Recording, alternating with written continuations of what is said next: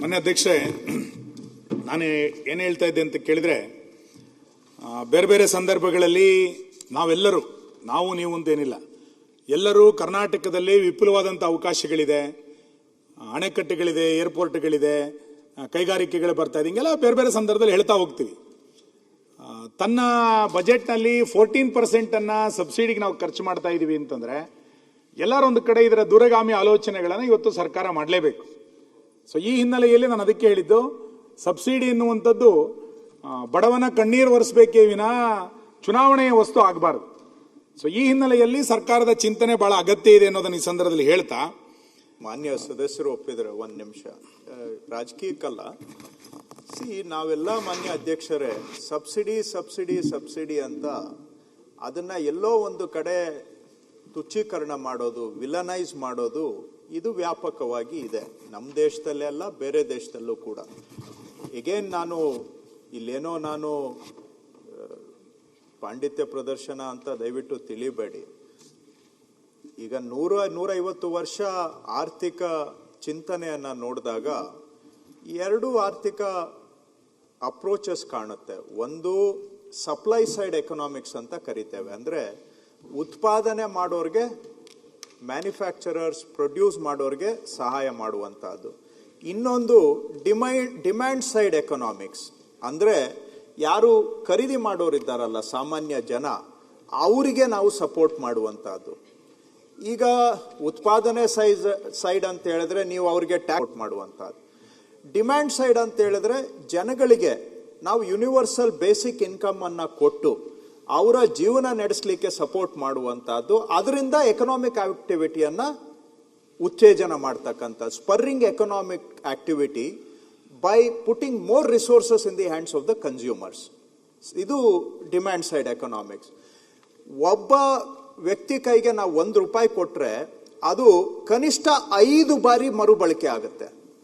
Multiplier effect ಅಂತ ಕರಿತೇವೆ. ₹1 ನಾವು ಒಬ್ಬರ ಕೈಗೆ ಕೊಟ್ರೆ 5 ಟೈಮ್ಸ್ ಅದು ರೊಟೇಟ್ ಆಗುತ್ತೆ. ಅದರಿಂದನೇ ಎಕನಾಮಿಕ್ ಆಕ್ಟಿವಿಟಿ ಬೆಳೆಯುತ್ತೆ. ಹೇಗೆ ಅಂದ್ರೆ 5 ಟೈಮ್ಸ್ ಅದು ಟ್ರಾನ್ಸಾಕ್ಷನ್ ಆದ್ರೆ ಅಷ್ಟು ಕನ್ಸಂಪ್ಷನ್ ಜಾಸ್ತಿ ಆಗುತ್ತೆ, ಬೇಡಿಕೆ ಜಾಸ್ತಿ ಆಗುತ್ತೆ, ಡಿಮ್ಯಾಂಡ್ ಜಾಸ್ತಿ ಆಗುತ್ತೆ. ಡಿಮ್ಯಾಂಡ್ ಜಾಸ್ತಿ ಆದಾಗ ಆಟೋಮ್ಯಾಟಿಕಲಿ ಅದು ಪ್ರೊಡಕ್ಷನ್ಗೂ ಕೂಡ ಬೂಸ್ಟ್ ಆಗುತ್ತೆ. ನೀವು ಡಿಮ್ಯಾಂಡ್ ಸೈಡ್ ಅನ್ನ ಸ್ಟ್ರೆಂಥನ್ ಮಾಡದೆ ಬರೀ ಸಪ್ಲೈ ಸೈಡ್ ಅವ್ರಿಗೆ ನೀವು ಏನೇ ಸಪೋರ್ಟ್ ಕೊಟ್ಟರು ಕೂಡ ಅಲ್ಟಿಮೇಟ್ಲಿ ಕನ್ಸ್ಯೂಮರ್ಸ್ ಬೇಕು, ಡಿಮ್ಯಾಂಡ್ ಇರಬೇಕು. ಸೊ ಹಾಗಾಗಿ ಈ ಸಬ್ಸಿಡಿ ಅಂತ ನಾವೇನ್ ಕರಿತೇವೆ, ಅದನ್ನ ನಾವು ಯಾರು ಬಾಟಮ್ ಆಫ್ ದ ಪಿರಮಿಡ್ ಇದ್ದಾರೆ ಸೊಸೈಟಿಯಲ್ಲಿ, ಯಾರು ದಿನನಿತ್ಯ ಜೀವನ ನಡೆಸಲಿಕ್ಕೆ ಕಷ್ಟಪಡ್ತಾ ಇದ್ದಾರೆ, ದುಡಿಮೆ ಮಾಡಿದ್ರೂ ಕೂಡ ಜೀವನ ಒಂದು ದಿನ ಬೆಳಿಗ್ಗೆಯಿಂದ ಸಂಜೆವರೆಗೆ ಕಳೀಲಿಕ್ಕೆ ಸಾಕಾಗ್ತಾ ಇಲ್ಲ ಅವ್ರಿಗೆ, ಅವರ ಕೈಗೆ ಕೊಡೋದ್ರಿಂದ ಏನಾಗುತ್ತೆ, ನಾವು ಕೊಡುವಂತ ಪ್ರತಿಯೊಂದು ರೂಪಾಯಿಯೂ ಕೂಡ ನಾಳೆ ಮಾರ್ಕೆಟ್ಗೆ ಎಂಟರ್ ಆಗುತ್ತೆ. ಯಾಕಂದ್ರೆ ಅವ್ರಿಗೆ ಸೇವಿಂಗ್ ಕೆಪಾಸಿಟಿ ಇಲ್ಲ. ನಾವು ಕೊಟ್ಟಿದ್ದ ದುಡ್ಡನ್ನ ತೆಗೆದು ಅಕೌಂಟ್ ಅಲ್ಲಿ ಇಟ್ಕೊಳಕ್ ಆಗಲ್ಲ, ಅವ್ರು ಖರ್ಚು ಮಾಡಲೇಬೇಕು. ಪ್ರತಿಯೊಂದು ದುಡ್ಡು ಕೂಡ it comes back into the economy. So ನಾವು ಅವ್ರ ಕೈಗೆ ಕೊಡ್ತಾ ಇರೋದು ಎಕನಾಮಿಕ್ ಆಕ್ಟಿವಿಟಿಯನ್ನ ಮತ್ತೆ ಸ್ಟ್ರೆಂಥನ್ ಮಾಡುತ್ತೆ, ಸ್ಪರ್ ಮಾಡುತ್ತೆ, ಅದರಿಂದ ಎಕಾನಮಿ ಸಸ್ಟೈನ್ ಆಗುತ್ತೆ. ಸೊ ಇದು ಹಳೇದು 100 ವರ್ಷ ಹಿಂದೆ ಕೈನ್ಸಿಯನ್ ಎಕನಾಮಿಕ್ಸ್. ಇದು ಎಲ್ಲೆಲ್ಲಿ ಯಾವ್ಯಾವ ದೇಶದಲ್ಲಿ ಡಿಪ್ರೆಷನ್ ಆಗಿದೆ ಆ ಎಲ್ಲಾ ದೇಶಗಳು ಕೂಡ ಈ ಡಿಮ್ಯಾಂಡ್ ಸೈಡ್ ಅನ್ನ ಸ್ಟ್ರೆಂಥನ್ ಮಾಡಿ ಅದರ ಮುಖಾಂತರ ಡಿಪ್ರೆಷನ್ ಇಂದ ಹೊರಗೆ ಬಂದಿದ್ದಾರೆ. So it is A sure short economic approach for economic growth.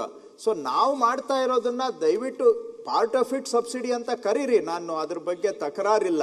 ಆದ್ರೆ ಹೋಲಿಸ್ಟಿಕಲಿ ಅರ್ಥ ಮಾಡ್ಕೊಳ್ಳುವಾಗ ಇಟ್ ಈಸ್ ಬಡವರ ಕೈಗೆ ದುಡ್ಡು ಕೊಟ್ರೆ ಅದು ನೇರವಾಗಿ ಮಾರ್ಕೆಟ್ಗೆ ಎಂಟರ್ ಆಗುತ್ತೆ, ಮಾರ್ಕೆಟ್ ಆಕ್ಟಿವಿಟಿ ಬೆಳೆಯುತ್ತೆ. ಮಾರ್ಕೆಟ್ ಆಕ್ಟಿವಿಟಿ ಜಾಸ್ತಿ ಆದ್ರೆ ಎಕಾನಮಿ ತಾನಾಗಿ ವೃದ್ಧಿ ಆಗುತ್ತೆ. ಎಕನಾಮಿಕ್ ಡಿಮ್ಯಾಂಡ್ ಬಂದಾಗ ಸಪ್ಲೈ ಮಾಡೋರು ಬಂದೇ ಬರ್ತಾರೆ. ನೀವು ಉದ್ಯಮಿಗಳಿಗೆ ಟ್ಯಾಕ್ಸ್ ಬ್ರೇಕ್ ಕೊಟ್ಟು ಅವ್ರು ಸೇವಿಂಗ್ ಮಾಡಿದ್ರೆ ಎಲ್ಲಿ ಡಿಮ್ಯಾಂಡ್ ಇಲ್ಲದೆ ಇದ್ರೆ ಅವ್ರು ರೀಇನ್ವೆಸ್ಟ್ ಮಾಡ್ತಾರಾ, ಫ್ಯಾಕ್ಟ್ರಿ ಸೆಟಪ್ ಮಾಡ್ತಾರೆ. ಫ್ಯಾಕ್ಟ್ರಿ ಸೆಟಪ್ ಮಾಡಬೇಕಾದ್ರೆ ಡಿಮ್ಯಾಂಡ್ ಇರಬೇಕಲ್ಲ ಫಸ್ಟ್. ಸೊ ಡಿಮ್ಯಾಂಡ್ ಇದ್ದಿದ್ದ ಕಡೆ ಆಟೋಮ್ಯಾಟಿಕಲಿ ಇನ್ವೆಸ್ಟ್ಮೆಂಟ್ ಬರುತ್ತೆ, ಪ್ರೊಡಕ್ಷನ್ ಹೆಚ್ಚಾಗುತ್ತೆ. ಇದು ದಿಸ್ ಇಸ್ ಅವರ್ ಅಪ್ರೋಚ್. ನಾನು ಸುರೇಶ್ ಕುಮಾರ್ 5 ನಿಮಿಷ ಅಧ್ಯಕ್ಷರು, ಸುನಿಲ್ ಕುಮಾರ್ ಸಾರಿ, ಒಂದೇ ನಿಮಿಷ. ಕೃಷ್ಣ ಅವರು ಹೇಳ್ತಾ ಇದ್ರು, ಈ ಗ್ಯಾರಂಟಿ ಸ್ಕೀಮ್ಗಳಿಗೆ ಹಣ ಕೊಡ್ತಾ ಇದ್ದೀರಿ, ಬಡವ್ರಿಗೆ ಹೋಗುತ್ತೆ, ಅದು ಮಲ್ಟಿಪ್ಲೈ ಆಗುತ್ತೆ ಅಂತ. ನೀವು ಸ್ಕೀಮ್ಸ್ ಕೊಡೋದ್ರ ಬಗ್ಗೆ ನಮ್ದೇನು ಅಬ್ಜೆಕ್ಷನ್ ಇಲ್ಲ. ಈಗ ರೈತರು ಕೊಡ್ತೀರಿ ಸ್ಕೀಮ್ಸ್, ಆಹಾರ ಉತ್ಪಾದನೆ ಜಾಸ್ತಿ ಆಗ್ತೈತೆ. ಯಾವುದೋ ಸ್ಮಾಲ್ ಸ್ಕೇಲ್ ಇಂಡಸ್ಟ್ರೀಸ್ಗೆ ನಾವು ಹೆಲ್ಪ್ ಮಾಡ್ತೀರಿ, ನಮ್ಮ ಇಂಡಸ್ಟ್ರಿಯಲ್ಲಿ ಗ್ರೋತ್ ಆಗುತ್ತೆ. ಈ ತರ ಗ್ರೋತ್ ಆಗುವಂತ ಕಡೆ ನಾವು ಕೊಡುವಂತ ಸಬ್ಸಿಡಿ ಅದು ನಮ್ಮ ರಾಜ್ಯದ ಬೆಳವಣಿಗೆಗೂ ಹೆಲ್ಪ್ ಆಗ್ತೈತೆ. ಆದ್ರೆ ನೀವು ಏನ್ ಹೇಳಿದ್ರೆ ಅದು ನಾವು ಯಾರಿಗೋ ಏನೋ ಬಡವರಿಗೆಲ್ಲ ಕೊಡ್ತಾ ಇದ್ದೀರಿ ಅಂತ, ಬೇಡ ಅಂತ ಹೇಳಲ್ಲ ನಾವು, ಕೊಡಬೇಡಿ ಅಂತ. ಒಂದು ಗಾದೆ ಇದೆ, ನೀವು ದಿನಾ ಒಬ್ಬರಿಗೆ ಮೀನ್ ಕೊಡೋದ್ ಬದಲು ಮೀನ್ ಹಿಡಿಯೋದನ್ನ ಕಲ್ಸ್ಕೊಡಿ ಅಂತ ಹೇಳಿರೋದು ಪೂರ್ವಿಕರು ನಮಗೆ. ದಿನಾ ಒಂದೊಂದು ಮೀನ್ ಕೊಟ್ಟು ಅವರು ನಿಮ್ಮನ್ನ ಡಿಪೆಂಡ್, ದಿನಾ ಬಂದು ನಿಮ್ಮ ಮನೆ ಬಾಗಿಲಲ್ಲಿ ನಿಂತ್ಕೊಬೇಕು. ಅವರು 2,000 ಕೊಡ್ತಾರೆ, 2,000 ಕೊಡ್ತಾರೆ. ಅದ್ರ ಬಿಟ್ಬಿಟ್ಟು ಆ ಮೀನ್ ಹಿಡಿಯೋದನ್ನ ಕಲ್ಸ್ಕೊಡಿ ಅಂತ ನಮ್ಮ ಪೂರ್ವಿಕರು ಹೇಳಿರೋದು. ಆ ತರದ ಒಂದು ಕೆಲಸವನ್ನ ಕೊಡ್ಬೇಕು ಅವ್ರಿಗೆ. ಅದು ಬಿಟ್ಬಿಟ್ಟು ನೀವು ಕೊಡ್ತೀನಿ ಅಂತ ಹೇಳಿದ್ರೆ ನೀವು ಡಿಪೆಂಡೆಂಟ್ ಮಾಡ್ತಾ ಇರ್ತೀರಾ.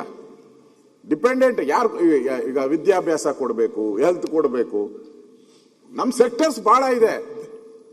ಆರೋಗ್ಯ ಕೊಡಬೇಕು, ಎಲ್ಲಿ ಕೊಡ್ತಾ ಇದ್ದೀರಾ ನೀವು? ಆರೋಗ್ಯಕ್ಕೆ ಕಟ್ ಮಾಡಿದ್ದೀರಾ 30% ಹಣ ಕೊಡೋದನ್ನ. ಈಗ ವಿದ್ಯಾಭ್ಯಾಸಕ್ಕೆ ಕೊಡೋದು, ಎಜುಕೇಶನ್ಗೆ 20% ಕಟ್ ಮಾಡಿದ್ದೀರಾ ನೀವು. ನೀವೆಲ್ಲ ಈ ಯಾವುದು ಕೊಡಬೇಕಾಗಿತ್ತು ನಿಮ್ಮ ಸರ್ಕಾರದ ಡ್ಯೂಟಿ ಇದೆ ಅದನ್ನ ಬಿಟ್ಟುಬಿಟ್ಟು ಓಟ್ಗೋಸ್ಕರ ಕೊಡ್ತಾ ಇರೋದಷ್ಟೇ. ಇದು ನಾವು ಬೇರೆ ಏನ್ ಕ್ಲೈಮ್ ಮಾಡಲ್ಲ.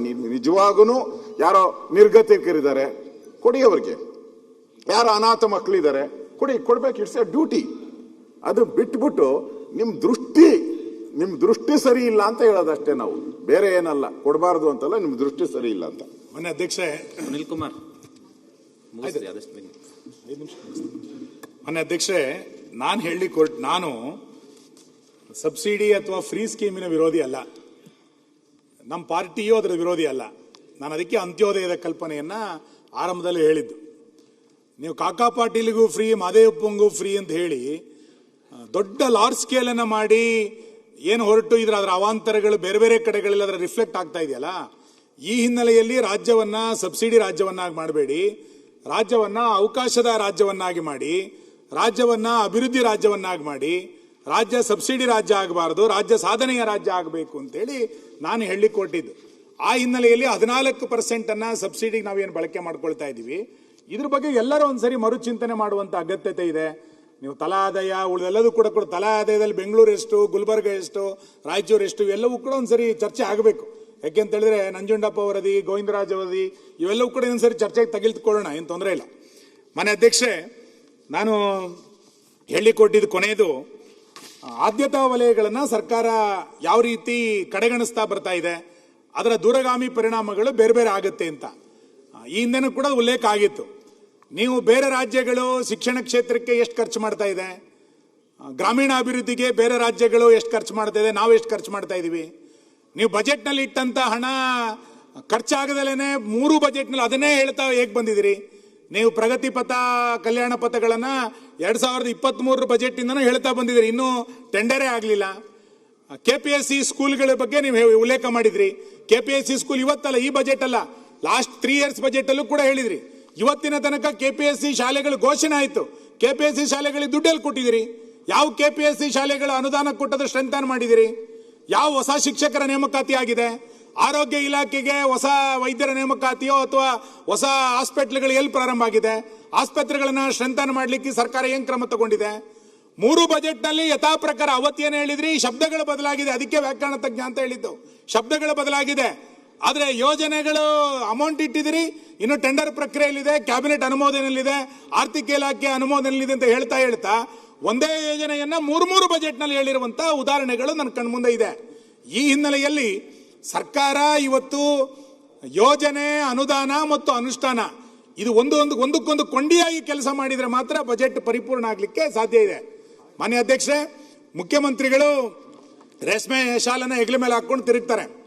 ಮಾನ್ಯ ಉಪಮುಖ್ಯಮಂತ್ರಿಗಳು ಬ್ರಾಂಡೆಡ್ ಶಾಲೆಗಳನ್ನು ಹಾಕೊಂಡು ತಿರುಗ್ತಾ ಇದ್ದಾರೆ. ತಿರುಗಿ, ತೊಂದರೆ ಇಲ್ಲ. ನೀವು ಬ್ರಾಂಡೆಡ್ ಶಾಲೆಗಳನ್ನು ಹೆಗಲ ಮೇಲೆ ಹಾಕೊಂಡು ತಿರುಗ್ತಿದ್ದೀರಿ, ಮುಖ್ಯಮಂತ್ರಿಗಳು ರೇಷ್ಮೆ ಶಾಲೆನ ಹೆಗಲ ಮೇಲೆ ಹಾಕೊಂಡು ತಿರುಗ್ತಾ ಇದ್ದೀರಿ. ರಾಜ್ಯದ ಜನರ ಹೆಗಲ ಮೇಲೆ ಸಾಲ ಹಾಕಿದ್ರಿ. 1,32,000 ಕೋಟಿ ಸಾಲವನ್ನ ರಾಜ್ಯ ಜನರ ಹೆಗಲ ಮೇಲೆ ಹಾಕಿ ಈಗ ನಾನು ಅಭಿವೃದ್ಧಿ ಹೊಂದಿರುವಂತ ರಾಜ್ಯ ಅಭಿವೃದ್ಧಿ ಆಗುತ್ತೆ ಅಂತಂದ್ರೆ ಅದು ಹೆಂಗೆ ನಾವು ನಂಬಲಿಕ್ಕೆ ಸಾಧ್ಯ ಇದೆ?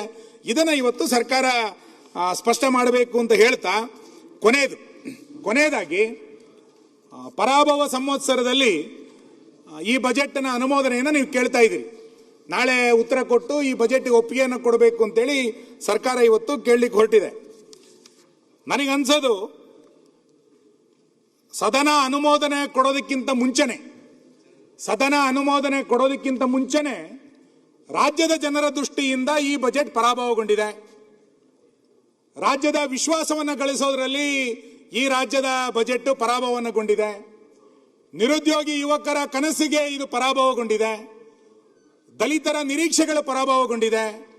ಮಹಿಳೆಯರ ಆಶೋತ್ತರಗಳು ಪರಾಭವಗೊಂಡಿದೆ. ರೈತರ ಭರವಸೆಗಳು ಪರಾಭವಗೊಂಡಿದೆ. ಶಾಸಕರ ವಿಶ್ವಾಸವನ್ನು ಗಳಿಸೋದ್ರಲ್ಲಿ ಈ ಬಜೆಟ್ ಪರಾಭವಗೊಂಡಿರುವಂಥದ್ದು. ಇವೆಲ್ಲವೂ ಬಿಡಿ, ರೈತರ ದೃಷ್ಟಿಯಿಂದ ಪರಾಭವ ಆಗಿದೆ, ಮಹಿಳೆಯರ ದೃಷ್ಟಿಯಿಂದ ಪರಾಭವ ಆಗಿದೆ, ಯುವಕರ ದೃಷ್ಟಿಯಿಂದ ಪರಾಭವ ಆಗಿದೆ, ದಲಿತರ ದೃಷ್ಟಿಯಿಂದ ಪರಾಭವ ಆಗಿದೆ, ಶಾಸಕರಿಂದ ಪರಾಭವ, ಎಲ್ಲದು ಬಿಡಿ, ಉಪಮುಖ್ಯಮಂತ್ರಿಗಳ ಪ್ರೀತಿ ಗಳಿಸೋದ್ರಲ್ಲೂ ಕೂಡ ಈ ಬಜೆಟ್ ಪರಾಭವಗೊಂಡಿರುವಂಥದ್ದನ್ನು ನಾನು ನೋಡ್ಲಿಕ್ಕೆ ಸಾಧ್ಯ ಇರಲಿಲ್ಲ.